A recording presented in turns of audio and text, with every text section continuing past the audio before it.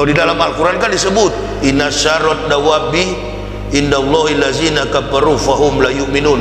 Sesungguhnya binatang makhluk paling buruk di sisi Allah adalah orang-orang kafir. Berarti saya dulu binatang, masuk Islam jadi Allahu Akbar. Yang keluar dari Islam manusia jadi Allahumma arhamna bil Qur'an.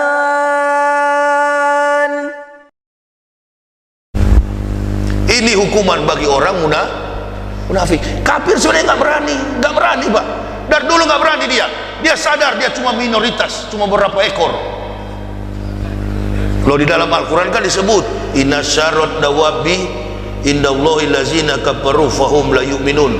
Sesungguhnya binatang makhluk paling buruk di sisi Allah adalah orang-orang kafir. Berarti saya dulu binatang, masuk Islam jadi Allahu Akbar. Yang keluar dari Islam manusia jadi itu fakta sesuai dengan penjelasan Mau marah sama saya? Tidak, jangan marah sama saya. Saya hanya menjelaskan apa yang ditentukan oleh Allah dalam ayat bahwa kafir itu derajatnya binatang. Karena Nabi mengatakan manusia itu diciptakan oleh Allah di antara susunan malaikat yang berakal tanpa syahwat dan binatang yang bersyahwat tanpa akal.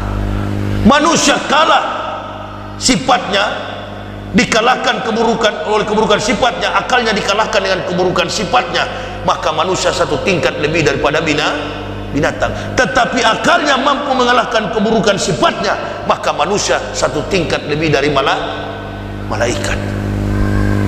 Coba perhatikan, dia profesor, dia doktor, dia rohaniawan, tapi tidak bisa membedakan mana hak, mana batil, mana agama yang benar. Jamaah saling bertanya, Ustadz bisa-bisanya dia profesor kritis dalam ilmu sekuler, kenapa ilmu tauhid dia tidak bisa masuk Islam?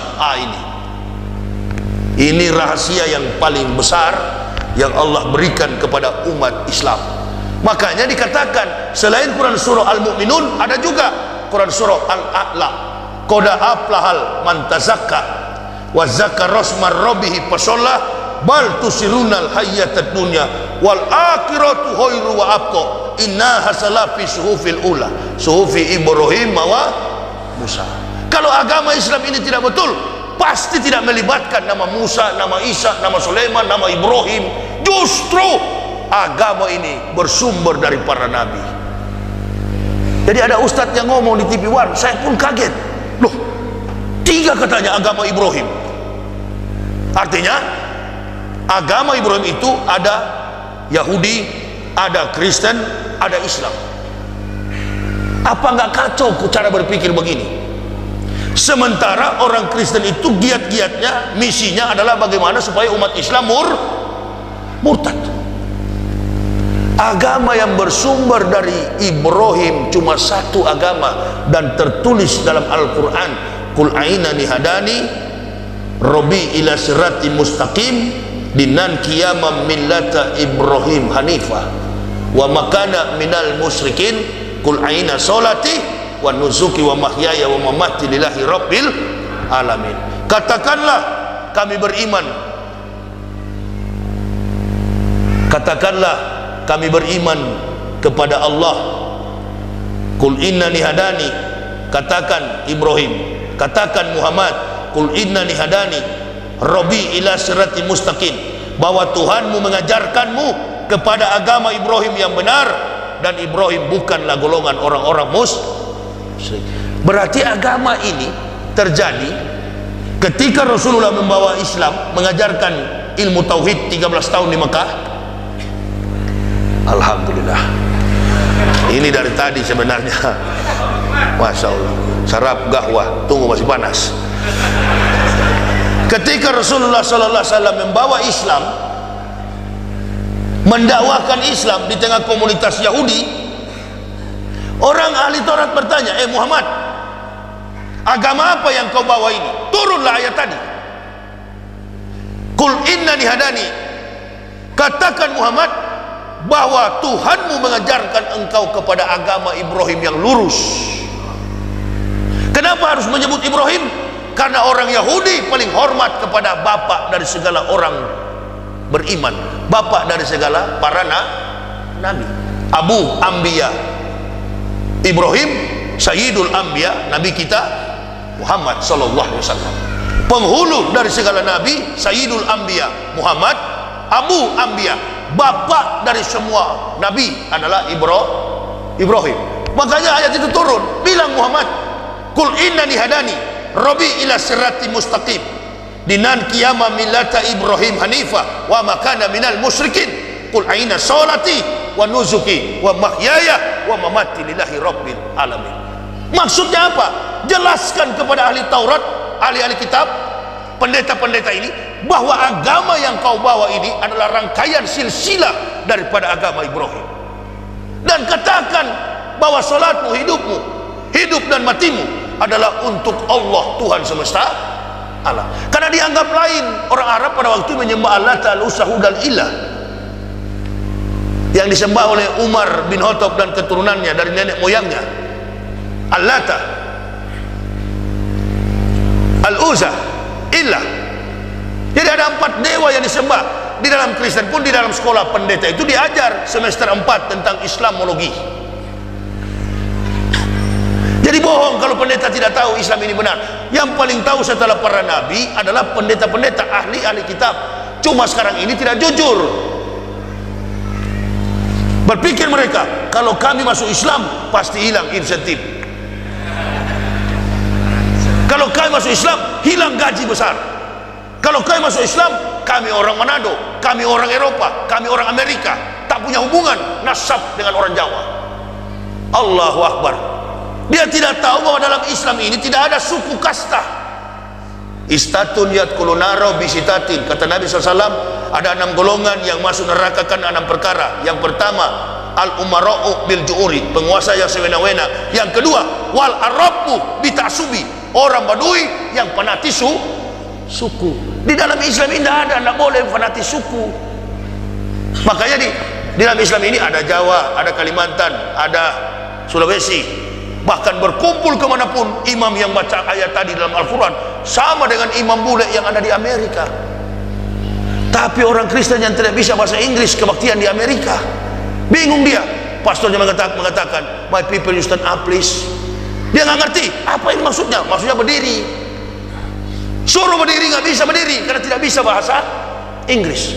Tapi ketika imam dengan interval waktu, dengan ritme, tajwid, makhraj yang tepat, mengucapkan kalamullahi, mengucapkan suratul Fatihah, ya, maka jamaah makmum di belakang akan menjawab dalam interval waktu yang sama, waladdallin, amin, seirama dari ujung ke ujung dunia, ajarannya sama.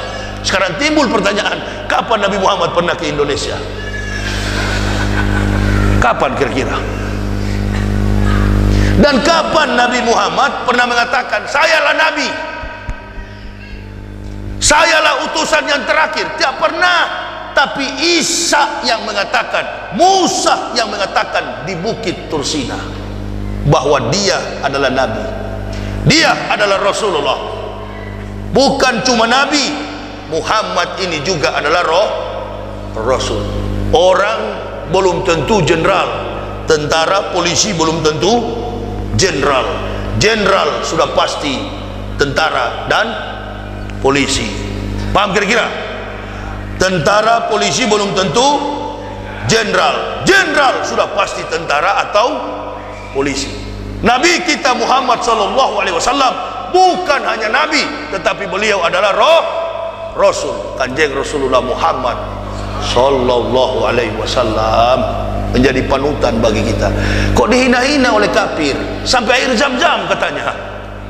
Oh, air Zam-Zam itu adalah PDAM Saudi Arabia. Hei goblok, kalau antum tidak mengerti, sejarah itu terjadi ketika penyeberangan antara Ibrahim, kata Allah, tinggalkan negerimu yang Palestina, pergilah ke lembah Makkah yang tandus dan gersang. Istri satu-satunya tercinta yang mengikuti Ibrahim dari Palestina bernama Sarah. Kalau di Kristen tambah I, Sarai. Berangkat mereka menyeberang melewati Mesir karena Sarah ini cantiknya. Allahu Akbar. Ibrahim diberikan wahyu pada malam hari melewati Mesir, jangan akui itu istrimu, bilang saja adek. Karena Firaun ini maniak perempuan, suka kepada wanita, tapi karena istri Nabi dilindungi. Di Mesir inilah bertemu wanita yang namanya Hajar, Siti Hajar, atau di Kristen Hagar. Dirubah-rubah, Musa jadi Moses, Isa jadi Yesus, Allahu Akbar, Daud jadi David. Nah, kita juga begitu seringkali bertetangga dengan Kristen, anak lahir umur tanggal 25 Desember dikasih nama Siti Natalia, ikut-ikut gaya kafir. Saya justru dari kafir masuk Islam. Nama saya Yahya Yopi Waloni. Yopi saya buang. Kenapa? Karena waktu masuk Islam, anjing tetangga saya namanya Yopi. Allahu Akbar. Mampus kau kafir. Robah nama menjadi Muhammad ya. Allahu Akbar. Makanya Pak biar kita miskin, yang penting agama Allahu Akbar. Tenang jiwa, mantap jiwa. Allahu Akbar. Mana ada orang mau bawa mobil keliling? Saya dirubah oleh Allah. Dulu ketemu orang Islam pakai sorban begini, saya katakan taplak meja itu. Ketemu Yasser Arafat di Tel Aviv pakai sorban di kepala, saya bilang teman saya, you see man, please stable. Itu kau lihat di kepalanya, itu taplak meja. Sekarang saya pakai bukan taplak meja. Memang harganya murah di Tanah Abang 35. Tapi masuk Masya Allah, gamis 60.000. Enjoy, relax, enak, hati, I'm happy. Kata orang Solo, saya bahagia. Dengan kehidupan yang begini, dulu dari kaki sampai ke atas penuh all England, Europe style. Oh ya, jas-jas mahal sampai masuk peti mayat pakai jas. Dasi kupu-kupu berangkat ke neraka. Allahu Akbar. Orang Islam aja biar kaya bagaimana, Habibie baru berangkat ke rahmatullah. Prof Habibie lama di Jerman. Apa yang dia bawa di liang kubur? Tak ada. Khalaqal mauta wal hayyata liyabluwakum ayyukum ahsanu amalan. Cuma amal. Oma saya waktu meninggal di Manado, oma saya, bu, jangan tidur kalian mau panjang atau pendek ceramahnya? Tuh saya tanya ibu, panjang atau pendek? Lembut atau keras? Itulah makanya banyak keturunannya. Kalau di sana itu lembek, pendek lagi. Di Islam ini nih, jadi ente kafir-kafir kalau melawan Islam tinggal di satu pulau 1 bulan 10 juta kau melahirkan, baru imbang dengan umat Islam. Saya ini masuk Islam dan teman-teman mualaf lain karena kompetensi kemampuan intelektual kami sudah tidak mampu diterima. Bu, saya mau tanya ibu-ibu, jujur aja bu, kalau bapaknya masih kencang, ibunya sudah nggak mampu, siapa yang angkat tangan? Udahlah pak, cari aja lah yang lain.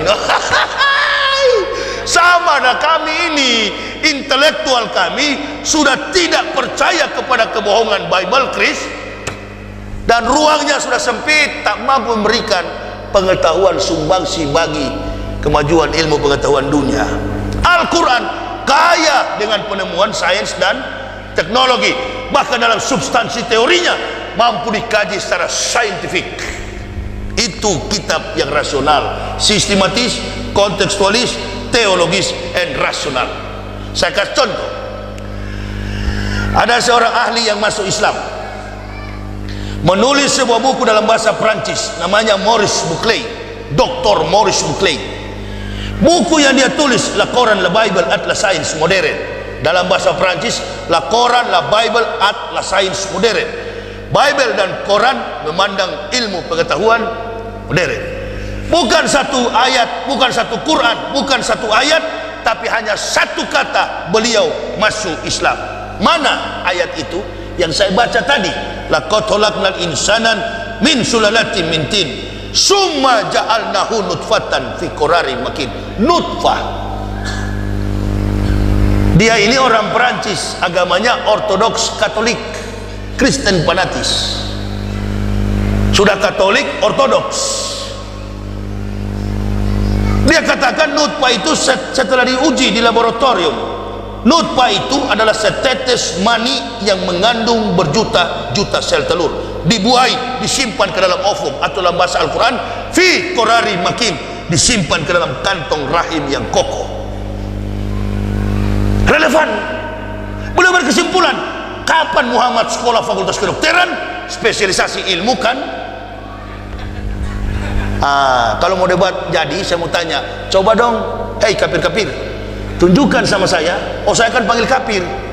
Hei kafir-kafir, tunjukkan sama saya di mana satu ayat yang mampu memberikan temuan ilmiah terkait perkembangan sains dan ilmu pengetahuan teknologi. Tolong, satu ayat saja. Kalau tidak, tak kencing-kencing di meja situ dia. Karena ruang dari Bible Kristen itu tail, ini kan semuanya omong kosong semua. Dari satu nama bilang ke nama lain, Matius, Markus, Lukas, Stefanus, Tetanus, Robertus, Capticus, Spiritus. Kalau tunggu dulu, memang bukan masalah humoristisnya. Kalau di Al-Quran kan tadi sudah jelas, yang saya baca tadi surat 19 itu melibatkan pelaku-pelaku saja sejarah. Pertama kali saya baca Al-Quran 8 tahun baru saya masuk Islam. Perhatikan ibu bapak, 8 tahun saya belajar Al-Quran baru saya masuk Islam. Ibarat buah, bukan karbitan. Masak dulu baru masuk. Satu keluarga, bukan karena mau kawin. Ini orang masuk Islam karena tetangganya Islam. Kami masuk Islam karena kajian ilmiah. Lalu laqad ansalna ayatin mubainatin wallahu yahdi mayas'u ila siratin mustaqim.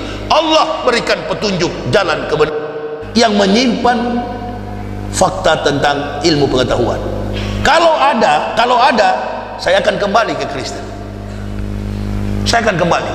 Saya sudah baca dari kitab Kejadian sampai kitab Wahyu, 39 perjanjian lama, 27 perjanjian baru. Sudah saya bolak-balik. Al-Quran pun sudah 8 tahun saya hatamkan, baca. Akhirnya saya menemukan di detik-detik terakhir kalimat catatan kaki di footnote-nya, istri Abu Jahal pembawa kayu api, istri Abu Jahal pembawa kayu bakar. Kalau ditafsir secara alegoris, berarti dia orang kampung suka cari kayu bakar. Tetapi secara alegoris dijelaskan di footnote-nya, pembawa kayu bakar tukang fitnah, tukang pembawa, ya, provokator. Jelas. Nah, kalau anda kurang jelas dengan itu footnote-nya, ada ruang di dalam Islam namanya asbabun nuzul, alasan diturunkannya kitab-kitab itu. Tadi saya jelaskan dalam 19 Maryam itu, judul kitabnya Maryam, melibatkan dia dan anaknya Isa Al-Masih. Komparasi historis kritis, sistematika, budaya, antropologi linguistik, sampai kepada penelusuran epistemologi, semuanya sempurna. Jadi tidak ada yang diragukan kebenaran Islam ini, nggak ada. Maka saya percaya kata Allah dalam Al-Quran, kami yang menurunkan Al-Quran, kami pula yang menjaganya. Lahuda wa rahmatul lil mu'minin, sebagai pedoman sekaligus rahmat bagi orang-orang beriman. Apakah sifatnya cuma kepada orang Islam? Al-Quran dihadirkan hudal linasi wa bainati minal huda wal furqan, hadir kepada seluruh umat manusia. Ini sudah lewat waktunya, karena dikasih waktu 1,5 jam, saya berhenti pas 1,5 jam. Ya, sudah jam 9. Jangan ditambah. Konsisten. Ya, kalau jam 9 dengan mati lampu sebentar tadi. Nah, kalaupun ditambah berarti honornya harus, supaya kita ini dicap oleh jamaah Ustadz imanuhum fi amplopihim. Nah, ceramah kalau dapat amplop gitu ya. Ya. Oh iya, ini ada, nantilah antum ya ngomong. Ada untuk pencarian dana panitia Gosam dakwah ini untuk kaus ya, kaus Save Palestina ya, kaus untuk apa Palestina, pembebasan Palestina, Save Palestina. Mungkin jemaah yang untuk membantu saudara kita yang tertindas di Timur Tengah sana bisa mengulurkan tangan dengan penuh keikhlasan membantu saudara-saudara kita melalui Gosam dakwah ini. Saya diundang di sini sampai 7 hari, insya Allah besok subuh juga masih ada jadwal. Jadi saya kira kita akan jumpa lagi nanti besok di waktu yang lebih baik. Saya dan istri berada di sini dalam rangka dakwah. Jadi sampai tanggal 7 besok ada jadwal subuh di masjid apa subuh?